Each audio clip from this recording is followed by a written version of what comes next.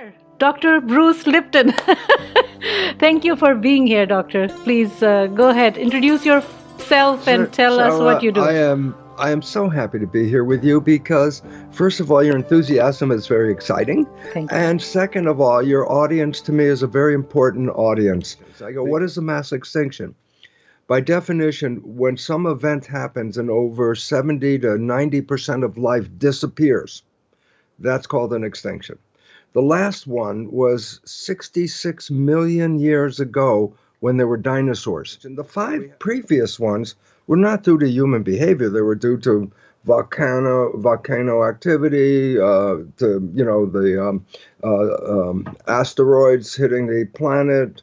But we're in the 6th mass extinction right now. But it's caused by human behavior. Humans are destroying their own environment that they live in. In 1970, the World Wildlife Foundation took a survey. How many animals are on planet Earth? In 1970. They just did it again 2 years ago, another survey. Oh, wow. And this time, 2/3 of the animals have disappeared. In 1950, 90% of the fish have disappeared from the ocean. No, everything is made out of energy. And that energy is invisible. So you say, well, if it's invisible, how can I see you? And the answer is light. When you turn on a light, there are particles called photons, little light particles. And when the photons hit a surface of energy, they are bounced back. So it's like a reflection. So I say, are you seeing me? I say, no, you're seeing the photons from light. That's why you can't see me in the dark. Because there are no photons. It's the photons that shine on the energy, and we see the energy because of the reflection of the photons, the reflection of light. So when there's light, you can see matter, what is called matter. But when there's no light, it's still there, but you can't see it. You cannot separate energy. Where you're sitting right now, television shows playing, cell phone playing, radios playing. I say, I can't see it. I go, it's all in here. I say, can you separate? Can I say, push the television side over here, make the radio side over here? I say, no, energy is like this. You can't separate it. So I say, why is it relevant? Well, we're energy. You're energy. Everything is energy. So can you be separate from me? I say, no, because there's no edges on energy. Energy is just a flow. So if there's no edge, there's no separation. Your energy, my energy, the child's energy, the parent's energy are all interconnected. Everything is one because you cannot separate the energy. And I say, but in our belief system, we made a world where everything is separate. You're separate from me and you're separate and you have a different belief and your world is different than mine. I go, no, that's illusion. That's not real. Everything is connected. We're all energy. Do I have that field with you at this time? Yes, because there's no way you and I can be disconnected. And you think, because we are led to believe, I am inside here. I am separate from you. Right. And so let me give you physically, a science experiment. Yes, please. Okay. I take cells out of my body, put it in a petri dish. Right. Okay. And I take the petri dish and I move it 100 miles away. Okay. So I am here, but my cells in the petri dish 100 miles away. Okay. Okay. And what they did is they took like what they call a split screen. Half the television screen was a picture of me, and I'm talking and all that. Right. And the other half of the screen is the electrical activity of the cells 100 miles away. When I have an emotional response here, at the exact same time, 100 miles away, my cells get excited. And the electrical activity changes. When I get excited, the cells get excited. And I say, but they're 100 miles away. I go, we are not the cells. We're a broadcast. And we are an energy. And my energy isn't local here. Like if I want to watch a TV show, I could watch a TV over your house down there, or I can go 50 miles away, watch the same show. I said, where's the TV show? I said, it's an energy broadcast. Right. We are energy. We are energy. Right. No two people have the same energy. Mm. Okay? Yeah. Sometimes energies come together and they get more powerful. But sometimes energies come together and they cancel each other out. And so in physics, it's called interference. Mhm. My energy is now interfering with your energy. Mhm. But because we're in harmony, Yes, then that's what our this energy is point. more powerful. Right, right. But if we are enemies, Yes, then then our it is. energy will cancel each other out. What I'm saying is like the energies that we have, like when people are negative, how do we know that it's in our belief, or is it the energy from somewhere is telling us that we are different? Okay, That's a this is the most important part. You ready? okay. Most Okay. important. Remember, I said the new physics was quantum physics, Yes. 1927. Yes. The old physics has energy and matter separate. Okay. New physics, everything is energy. Okay. Okay. Okay.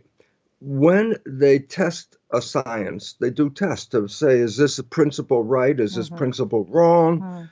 Well, let me give you a fact. The most truthful, the most valid science on the planet, the one that's been tested the most Mhm. and found to be the most accurate of all sciences, is quantum physics. Mm. So if you want to argue about medicine, you can argue about that. You want to Yeah. argue about chemistry, you can argue about that. But when Mhm. it comes to physics, Right. it's a standard understanding. And I say, Mm. so why is it relevant? Are you ready? Mm. The principle number one in physics, quantum Quantum physics. the number one principle of quantum physics, number one, Mhm. is that consciousness, thinking, Mhm.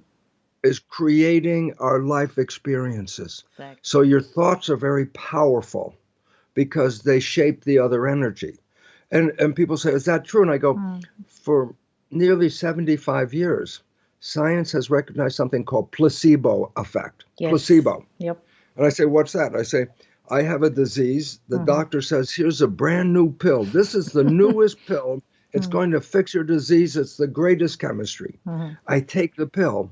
I get better. And then they tell me the pill was a sugar pill. It was only sugar. So I said, then the pill didn't heal me. What healed me? My belief in the pill Yep. healed me. So you can heal yourself not with the chemistry, you can heal yourself with a belief. Okay? And that is that's the result of a positive belief. Yep. But people don't understand this. Negative belief also works, but while positive belief takes you to a good place, negative thinking can destroy you. Yep. Okay? Yep. It's equally powerful. So we only talk about positive thinking. I go, no, negative thinking is equally powerful, but it Yes. takes you in the other direction. Yeah. Positive thinking can heal you. Negative thinking can cause any disease in the world, cancer, heart attack. You could just die of fear. Well, if my mind is creating, then I'm responsible if I'm doing something that's not helping me. It's my mind I've got to change. I don't change the world. I have to change me. I'm creating this. So then I say, so my belief is creating my life experience. Now comes the most important part in the world. The brain is like a computer. It's the best computer in the world that we know, okay? So let me give an analogy to computer and to brain. Okay. You go to the store to buy a computer and you take it home, and when you push start, they say it boots up. The computer booted up. I said it starts. Yep. Now I say you got a brand new computer, and I say, okay, make a drawing, do a spreadsheet, write an essay. You say, I can't write. I can't do anything with a computer. Why? Before you can do something with a computer, you have to put a program inside that you can use. So you buy a Word program or an internet program, and you put that in. And once you have the program, then you can type on the keyboard and make your whatever you want. The brain is a computer. And before you're born, the last trimester, the last 3 months before you're born, the operating system is working. The baby's brain lights up. It's working. But the baby can't do anything. Why? There's no program. So I say, well, where do you get the program from? And this is the most important part for all of us.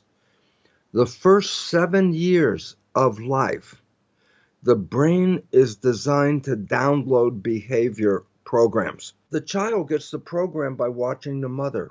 watching the father, watching the community, see how they do it. If they have a good program, then you got downloaded with a good program. But if they have a bad program, then you got downloaded with a bad program. I'm going to give a very important example. We have said cancer is due to genes. It's like, no, there's not one gene that causes cancer. There's not one gene. You got that gene, you got cancer. I say, no. I say, genes don't control life. I say, but wait, women are afraid they have what are called the breast cancer gene, BRCA gene. They go to the doctor and the doctor says, you got the breast cancer gene, BRCA. And woman gets very afraid, okay? And I say, does the gene cause cancer? Because that's what the fear is. And I go, 50% of the women that have the breast cancer gene never get breast cancer. So the most important point is this. Having the gene didn't cause the cancer because so many women have the gene but never get a cancer. So I can't say the gene causes it. The cancer comes from not living in harmony and having the gene. If I don't have, if I'm not living in harmony, but I don't have the gene, I may not get the cancer. I get something else, cardiovascular disease, diabetes, or something. Okay. So what's the point? We believe because we've been programmed into our computer that genes turn on and off, and genes control us. And then I say, but what does that story lead to? If I tell you that story and you hear that story, then I say, well, did you pick the genes that you came with? You go, I don't know. I don't think so. And I say, you don't like the character? Can you change the genes? I say, no, you can't change the gene. Then I tell you, the gene turns on and off by itself.